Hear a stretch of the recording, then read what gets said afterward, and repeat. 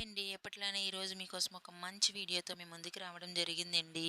బెండకాయ పులుసులో ఇలాగ ఒక స్పూన్ శనగపిండి కలుపుకొని ఇలా పులుసు అనేది పెట్టుకుంటే సూపర్‌గా ఉంటుందండి. తయారీ విధానంలోకి వెళ్ళిపోదాం. ముందుగా కొంచెం బాండీలో ఆయిల్ అనేది వేసుకొని ఇలా శనగపప్పు, వెల్లుల్లి, కొంచెం మెంతులు వేసుకోండి. మెంతులు వేసుకుంటే బాగుంటుంది ఈ పులుసు అనేది.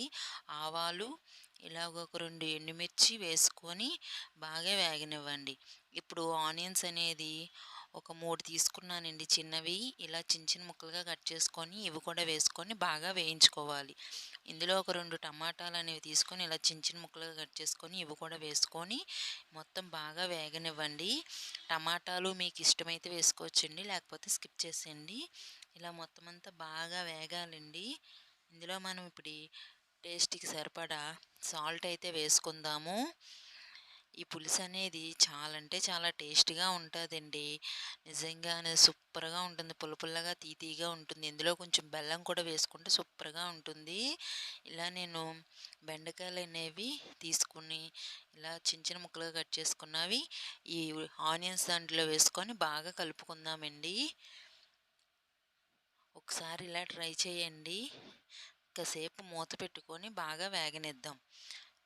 ఇలా బాగా వేగుతున్నప్పుడు ఇందులోకి కొంచెం ధనియాల పొడి, చిటికెడు పసుపు, కారం ఇలా ఒకదాని తర్వాత ఒకటి వేసుకొని ఇలా బాగా వేగనిద్దామండి. ధనియాల పొడి కూడా వేసుకుంటే పులుసు ఇంకా టేస్ట్‌గా ఉంటుంది. అందుకని మీ దగ్గర ఉంటే వేసుకోండి, లేకపోతే లేదు. ఇలా మంచిగా మొత్తం బాగా కలుపుకొని ఒక గ్లాస్ వాటర్ అనేది వేసుకొని కాసేపు ఈ ముక్క అనేది ఉడకనివ్వండి. ఇలా బాగా ఉడికినాక ఇప్పుడు ఇందులో చింతపండు రసం అనేది వేసుకుందాం తర్వాత. ఇప్పుడు ఇలా ఉడుకుతున్నప్పుడు నా దగ్గర చింతపండు గుజ్జు ఉందని వేసుకున్నాను. చింతపండు గుజ్జు లేని వాళ్ళు ఇలా రసం చేసుకొని వేసుకొని మరలా ఇంకొంచెం వాటర్ అనేది వేసుకోవంటే మనకి పులుసు అనేది ఎక్కువ కావాలనుకుంటే ఇలా వాటర్ అనేది వేసుకోండి.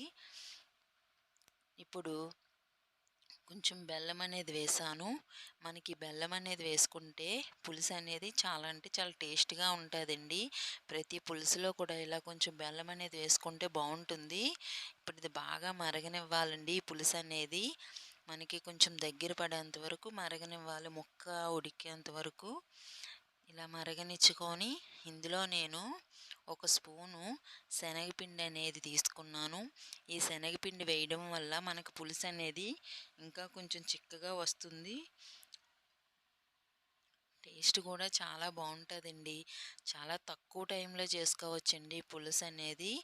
ఎందుకంటే మనం ముందనేది ఇలా బెండకాయ ముక్కల్ని ఇలాగా చింతపండు రసం వేయకుండా ఉడకబెట్టుకుంటే మనకి పులుసు తర్వాత మరిగే కొలది ఇంకా బాగుంటుందండి. ఇప్పుడు నేను శనగపిండి అనేది ఇలా వాటర్లో కలుపుకొని ఆ పులుసు దానిలో వేసుకున్నానండి. దించే 1 నిమిషం ముందు వేసుకుంటే సరిపోతుంది.